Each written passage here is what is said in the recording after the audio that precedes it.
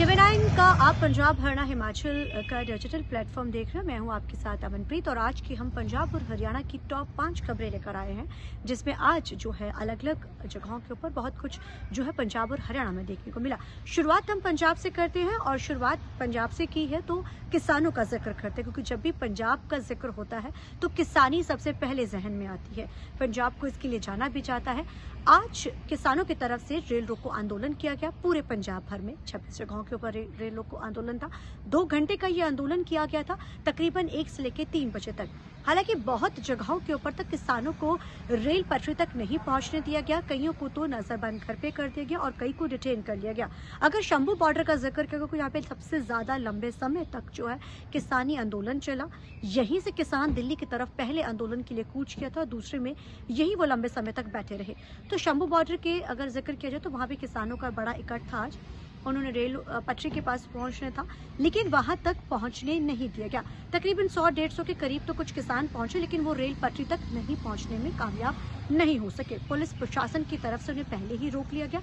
हालांकि पंजाब की कई जगहों के ऊपर किसान जो है वहां पर जरूर पहुंचे। अब बात करते हैं एयर फ्लाइट्स की। तो जैसे ही इंडिगो की फ्लाइट्स का पिछले 4 दिन से काफ़ी समस्याएं चल रही हैं, तो आज जब हम चंडीगढ़ पहुंचते हैं तो वहां पर चंडीगढ़ एयरपोर्ट पर भी बहुत भीड़ जो है लोगों की वहां देखने को मिली। जो पहुंचे पैसेंजर्स का कहना था कि हमें किसी को 3 घंटे तो किसी को 1 घंटे वहां पे फ्लाइट के इंतजार के लिए जो वो वेट करते रहे। तकरीबन 13 फ्लाइट्स जो है वहां पर कैंसिल की गई।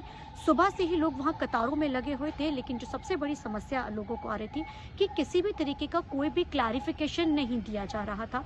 लंबी लंबी कतारों में लोग इंतजार करते रहे, लेकिन क्लैरिफिकेशन और के नाम पर लोगों को बिल्कुल ही जो है निराशा होकर वहां से जाना पड़ा, निराश होकर। और वहीं अगर जिक्र किया जाए तो क्योंकि वहां पे जब लोग पहुंचे तो कोई अलग अलग जगहों से वहां पर लोग जो है पहुंच रहे थे।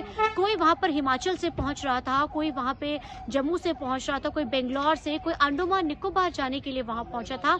लेकिन लोगों के हाथों में निराशा लगी और भारी भारी टैक्सियों का बिल देकर वो एयरपोर्ट पहुंचे, लेकिन वहां से भी उनको निराशा हाथ लगी। और कई लोगों ने तो ये तक कहा कि आखिर वो समझ नहीं पा रहे कि पहले ही इतना बिल देकर वो यहाँ पहुंचे हैं, अब कैसे आगे जाएंगे, क्योंकि कोई रास्ता उनको नहीं समझ आ रहा, ना ही कोई क्लैरिफिकेशन। हालांकि इंडियो की तरफ से पहले ही कह देंगे कि जब भी आप पहुंचे तो पहले अपनी जानकारी पूरी लेकर उसके बाद वहां आ जाए। अब जिक्र करते हैं, क्योंकि हम पंजाब की अलग अलग खबरों का जिक्र कर रहे हैं, तो अब हम जो है जिक्र करते हैं राजा वड़िंग का। कांग्रेस के प्रधान है, सांसद भी हैं। अब ऐसे में पिछले कई दिनों से राजा वड़िंग जो है संसद में बिजी थे, लेकिन जिस तरीके के साथ जिला परिषद और ब्लॉक समिति के चुनाव पंजाब में होने जा रहे हैं, अब इन चुनावों का जब जिक्र कर रहे हैं तो पंजाब में कई दिनों से इसको लेकर हंगामा पंजाब में चल रहा है। अलग अलग जो है इसको लेकर जो कल पूरा बीता दिन नामजदगियों को लेकर बहुत सारी चीजें देखने को मिली। आज राजा वड़िंग की तरफ से बड़ी प्रेस कॉन्फ्रेंस की जाती है और वो कहीं ना कहीं सरकार को इस मुद्दे पर घेरते हैं और उन्होंने कई तरीकों से कहा कि धक्काशाही तो इस तरीके की देखी गई है और इस तरीके की धक्काशाही पंजाब में पहले नहीं होती थी, लेकिन ये बहुत ही गलत है। इस तरीके की धक्काशाही नहीं होनी चाहिए थी। और जब उनसे सवाल भी किए गए कि धक्काशाही तो पुराने समय से सरकार आरोप लगाती रहती है, तो उन्होंने इस चीज़ को लेकर भी ज़रूर कहा कि इस तरीके की चीज़ें नहीं हैं। और हालांकि इस मुद्दे को लेकर आम आदमी पार्टी लगातार कह रही है कि ये चीज़ें पहले होती आई हैं, लेकिन धक्काशाही कोई नहीं की जा रही है, बल्कि हमारे वर्कर्स के ऊपर, क्योंकि आम आदमी पार्टी की तरफ से एक वीडियो जारी किया गया, उन्होंने कहा कि हमारे वर्कर्स के ऊपर भी इस तरीके के साथ कांग्रेसी चीज़ें कर रही हैं। अब बात करते हैं एक बार फिर से राजा वड़िंग की, क्योंकि जब कांग्रेस का जिक्र होता है तो जहन में हमेशा ही गुटबाजी नजर आती है। अब गुटबाजी का जिक्र किया जाए तो आज राजा वड़िंग जो है चंडीगढ़ में इस चीज़ को लेकर बोलते नजर आए कि कांग्रेस में कोई गुटबाजी नहीं है, कोई बड़ा फेरबदल नहीं होने जा रहा है। और तरन चुनाव को लेकर भी उन्होंने बड़ा हैरानीजनक बयान दिया। तरन चुनाव को लेकर राजा वड़िंग कहते हैं कि पिछले 50 साल से सिर्फ एक बार ही कांग्रेस उस सीट पर जीत पाई है। ये सीट ऐसी है क्योंकि ये पंथक सीट है, इस पंथक सीट पर हम सिर्फ एक बार जीते हैं। सवाल ये खड़े होते हैं, जिस चीज को कम्पीट करने आप चाहते हैं, बड़े बड़े आप दावे ठोकते हैं और फिर आप कहते हैं कि हमने सिर्फ एक सीट पर, इस सीट पे हम सिर्फ एक बार जीते हैं पिछले 50 साल में, यानी कि वो पंथक सीट का, यानी कहने का मतलब ये कि कांग्रेस कहीं ना कहीं इस चीज को पहले से भाग चुकी थी कि उस सीट पे वो नहीं जीत दर्ज करेंगे।